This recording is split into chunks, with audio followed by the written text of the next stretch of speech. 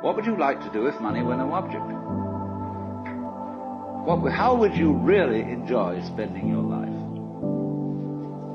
Well, it's so amazing. As a result of our kind of educational system, crowds of students say, well, we'd like to be painters, we'd like to be poets, we'd like to be writers, but as everybody knows, you can't earn any money that way.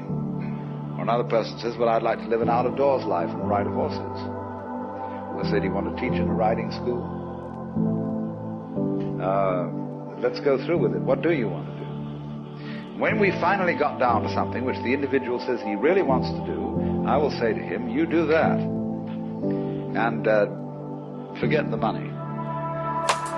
Because if you say that getting the money is the most important thing, you will spend your life completely wasting your time. You'll be doing things you don't like doing in order to go on living, that is, to go on doing things you don't like doing, which is stupid. Better to have a short life that is full of what you like doing than a long life spent in a miserable way. And after all, if you do really like what you're doing, it doesn't matter what it is, you can eventually turn it, you can eventually become a master of it. The only way to become a master of something is to be really with it. And then you'll be able to get a good fee for whatever it is. So don't worry too much. Somebody's interested in everything. And anything you can be interested in, you'll find others will. But it's absolutely stupid to spend your time doing things you don't like in order to go on spending things you don't like and doing things you don't like, and to teach your children to follow in the same track. See, what we're doing is we're bringing up children and educating to live the same sort of lives we're living, in order that they may justify themselves and find satisfaction in life by bringing up their children, to bring up their children to do the same thing, so it's all wretched, no vomit. It never gets there. And so, therefore, it's so important to consider this question. What do I desire? What do I desire? Now, my grandmother was a wonderful person. She taught me how to play the game Monopoly. She understood that the name of the game is to acquire. She would accumulate everything she could, and eventually she became the master of the board. And eventually, every time, she would take my last dollar, and I would quit in utter defeat. And then she would always say the same thing to me. She'd look at me and she'd say, one day, you'll learn to play the game. One summer, I played Monopoly with a neighbor almost every day, all day long. We'd play Monopoly for hours. And that summer, I learned to play the game. I came to understand the only way to win is to make a total commitment to acquisition. I came to understand that money and possessions, that's the way that you keep score.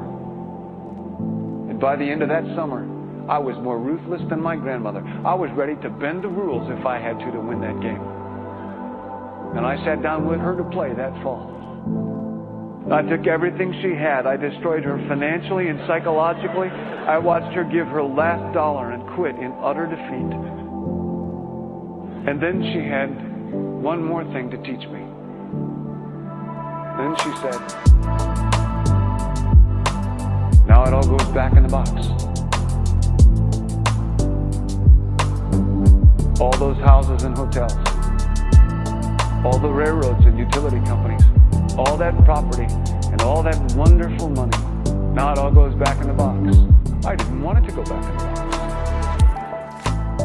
No, she said, none of it was really yours. You got all heated up about it for a while. But it was around a long time before you sat down at the board. And it will be here after you're gone. Players come, players go. But it all goes back in the box. Houses and cars, titles and clothes, filled barns, bulging portfolios, even your body. Because the fact is that everything I clutch and consume and hoard is going to go back in the box, and I'm going to lose it all. That's not much of an ROI on that. You have to ask yourself, when you finally get the ultimate promotion, when you've made the ultimate purchase, when you buy the ultimate home, when you have stored up financial security and climbed the ladder of success to the highest rung you can possibly climb it, and the thrill wears off, and it will wear off, then what? How far do you have to walk down that road before you see where it leads? Surely you understand, it'll never be enough.